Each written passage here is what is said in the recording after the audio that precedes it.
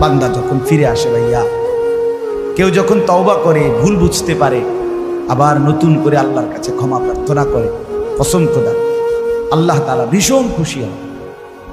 হাদিসে আছে আল্লাহর কোনো বান্দা যখন তওবা করে, আল্লাহ তখন ফেরেশতাদেরকে বলে, আমার ফেরেশতারা 7 আসমান আর জান্নাত সাজিয়ে দাও। ফেরেশতারা জান্নাত সাজায়, আসমান সাজায়। ফেরেশতারা ডেকে বলে, রব্বুল আলামিন কি হলো যে কারণে আসমান সাজাইলেন, জান্নাত সাজাইলেন?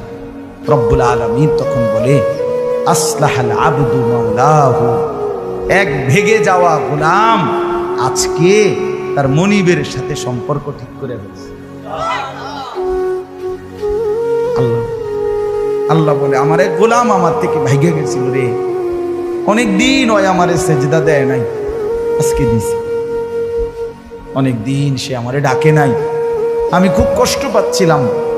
আমার বান্দা আমার হাতে গড়া, আমার দেওয়া নাক চোখ কান, আমার দেওয়া জবান, আমার দেওয়া জিহ্বা, আমার গড়া বান্দা আমারে ভুলে আমার থেকে ছুটে গেছে।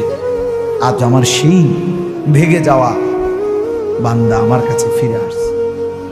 লাল্লাহু আশাদ্দু ফারাহান বিতাওবাতি আবদি, নবী সাল্লাল্লাহু আলাইহি ওয়াসাল্লাম বলেন, আল্লাহ তাআলা ভীষণ খুশি হয় বান্দা যখন তওবা করে। এজন্য যুবক ফিরে আসো, নওজোয়ান ফিরে আসো, নিজের ক্ষতি করো।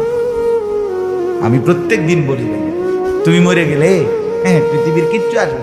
এই বন্ধুরা ধোকা ধোকা, একটা ফোলা ফাইন, তুমি মরলে খানা বন্ধ করতে হবে, কসম খোদা তুমি লেখা না।